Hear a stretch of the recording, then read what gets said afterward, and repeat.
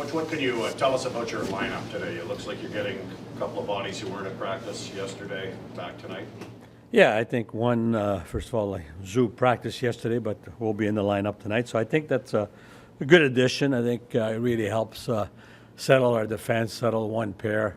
I think he's a key member of our penalty killing. So I think that'll be a big help. Shabbat didn't practice yesterday, but will be back, and so is Tim Studel as well. I think having those two guys. Obviously, Norris is out, so we've had to reshuffle lines. But I think we should be okay. I think it's just a matter of getting back, and we spent some time yesterday. I thought that last couple of games we haven't spent enough time in the offensive zone. So yesterday was a good opportunity to work on offensive zone play, so to try to spend more time there so you don't spend as much time in your defensive zone. Is there any more news on Josh Norris? You said that information is still coming in. Yeah, no more news right now. Just be out for extended period of time. Coach, talk about your level of patience. Has that changed since you were a young coach in the league? Have you had to adapt, and are you a more patient guy now than you were back then? You mean I'm not a young guy anymore? Jeez. What a blow. Anyway, I don't know if I don't know if I don't think I've changed that much that way. I think I've got more experience, which is different, but I've always been, I think fairly patient. In some cases, when I look back at my career, probably too much at times with certain players when I look back. But I think it's mainly like I think through my career, the one thing that I've always kind of pride myself is to resolve issues inside the dressing room. I think I look pretty mild outside, but I could be emotional and different inside with the group. And I think it's sometimes you got to read your group. You've got to know their limitation as well, and so definitely sometimes there's frustrations that build, but I think you got to manage that, and depending of your group, you've got to adjust to your team. I think over the years there have been some coaches, if they're angry, they go in and kick over garbage cans and throw things at the wall. You ever reach that level?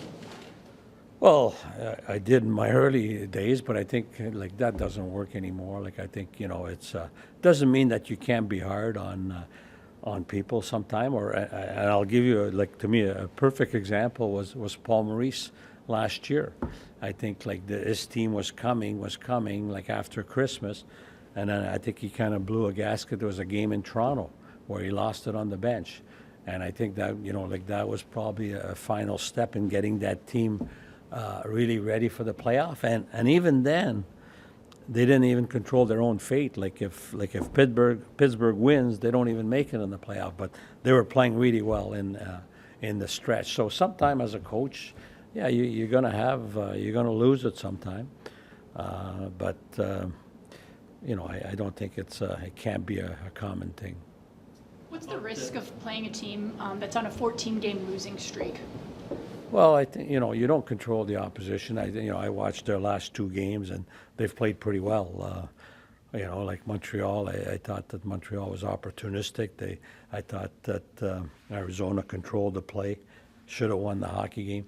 Last night they were all over the Leaf in the second half of the game, and they hit the crossbar when they were right in the game before the Leaf made it 4-2. So they're a team that plays hard. There's a team that they're well structured, they're well disciplined. So it's we've got to be prepared to compete hard and play within our limitation, play within our structure, make sure that we play well away from the puck and capitalize when we get opportunities. Last time you played them, you said you felt you'd had the best first period you'd witnessed, and then the players were playing in sand by the third period. Do you think you've seen this team evolve to have better finishes? Yeah, I think so. I think we've evolved quite a bit. I was really surprised, actually, the first period how we controlled the puck. I think we've evolved, like with our mindset. I think has changed quite a bit. So I think I think we play a more 60-minute game. I think we play more in control. So we just gotta, make sure that we're prepared to start right at the beginning. And is Korpisalo starting? Yes. What went into that decision? I think it's his record, against that team, and lately I think we're looking at we got back-to-back game. We'll go with Forsberg tomorrow night in Philly, so it seems like he had a better. Analytics are a big thing now, so as a new coach, you got to evolve and look at those things too. What's the challenge for this club for the end of the year, for you and the club? And also, you're going to be the consultant after this done behind the bench. What do you want to see this team do in the offseason in order to be more ready, prepared for the next season to become a contender to beat in the playoffs next year? Well, you're ahead of me. I'm not at the end of the season yet, but I think just to address our end of the season, I think it's important to develop a culture, develop a work ethic, develop a structure that you could build on. It's no different. Like when I came here the first time, this team is a lot better than the team that I took when I first came here, but it's the same principles. You've got to establish, one, a work ethic that's going to give you a chance to compete every night. You've got to establish a structure that gives you a chance to win, So those are the things I think that is our focus.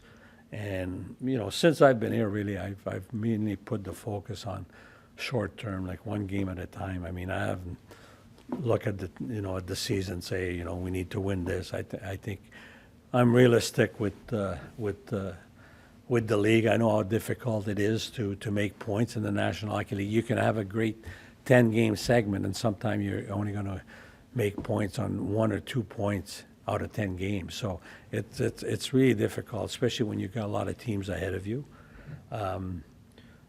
After the season, I think, the off season is really important, I think, for the organization. I think that's more Steve's department, as far as looking at.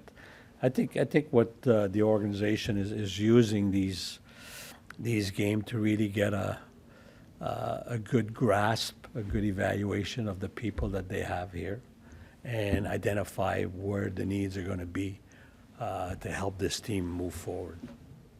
Est-ce que c'est un match gage ce soir contre une équipe qui en a perdu 14 de suite? C'est une équipe qui joue mieux que sa fiche l'indique? Oui, définitivement. Comme je le mentionnais en anglais, j'ai regardé les 2 derniers matchs qu'ils ont joués. Ils auraient pu facilement gagner. Tu ne contrôles pas le pointage, mais c'est une équipe qui joue quand même, qui joue bien, qui sont déterminés. C'est une équipe qui gagne beaucoup de batailles. Donc, il va falloir être à notre meilleur pour remporter la victoire. Hier, comme Salo a dit, je dois être meilleur. Est-ce que vous êtes d'accord avec ça?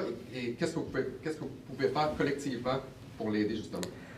Bien, ce qu'on peut faire comme équipe pour lui aider, c'est de réduire le nombre de chances de marquer ce qu'on appelle A de l'enclave. Donc, essayer ça va donner des lancers ou des chances de marquer plus de l'extérieur. Essayer d'éliminer ceux qui sont vraiment des belles opportunités.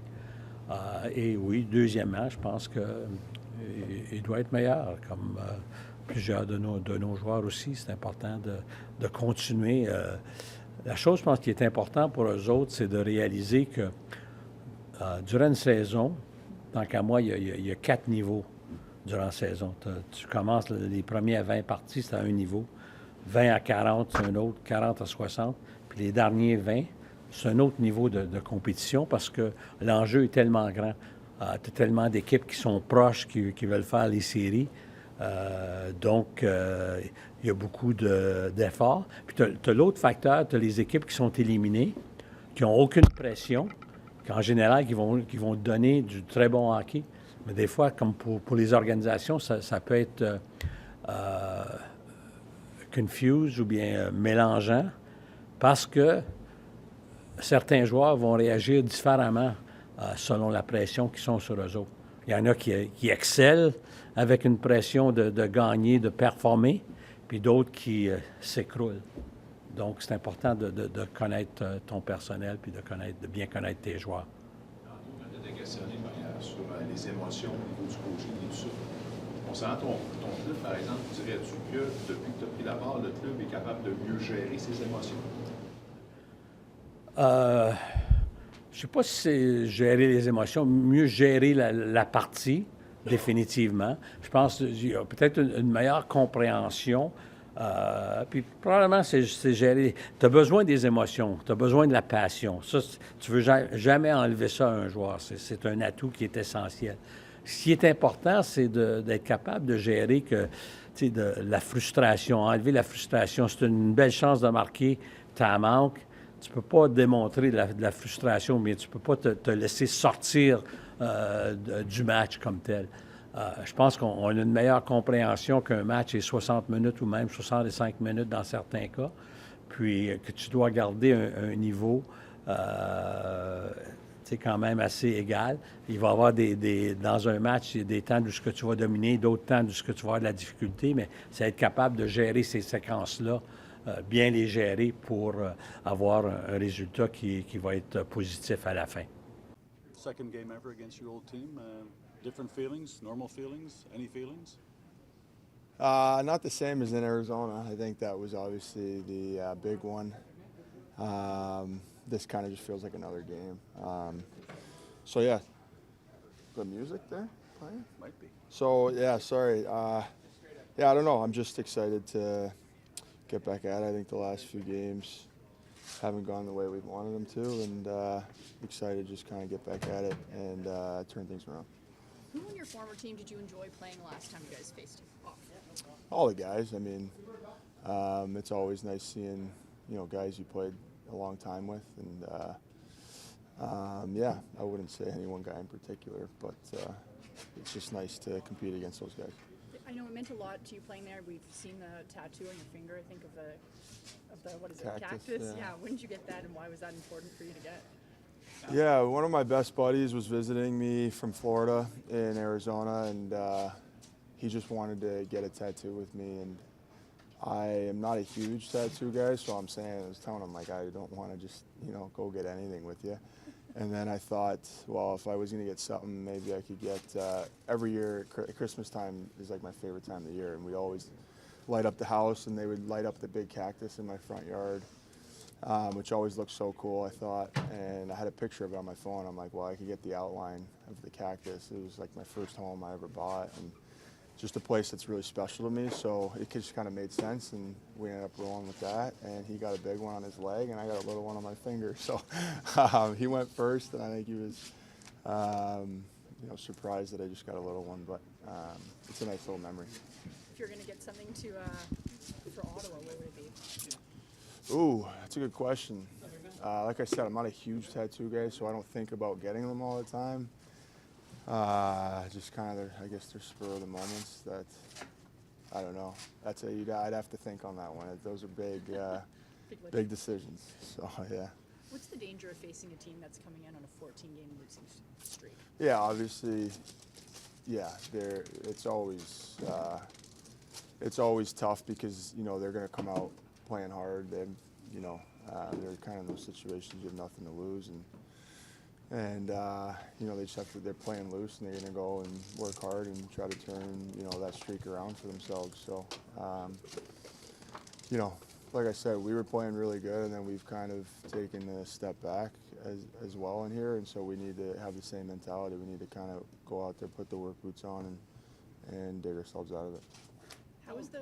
Go ahead, Tim. So how important through the ups and downs of the season is it to keep a sense of optimism? It's huge. I mean, it is such a long season, and it can be hard sometimes not to ride the waves of emotion. Just naturally, we all take so much pride in our craft and what we do, and sometimes when things aren't going your way, it can be easy to lose sight of just having that optimism, and you can find yourself in a place that, you might be feeling, more down than you should be. At the end of the day, we're doing what we love, and we have an opportunity pretty much to play every other night. So I think it's important having a short memory at times, and realizing how blessed and just being grateful for what we do every day, and having that mentality, and going out and working together and trying to stay positive. Jacob, with the trade deadline a week away, is that impacting any of the attitudes in the dressing room? I don't think so at all, no. I haven't really felt that in here. I think we have such a great group, and it's just something that we have a lot of guys that understand, that's part of the game, and at the end of the day, we're just enjoying our time together in here, and doing whatever we can to get wins. That's really all we're focused on, and it's been good. What's maybe the difference in your mindset between last year and this year? You knew that you would be traded probably last year, and as of this year, don't know what's going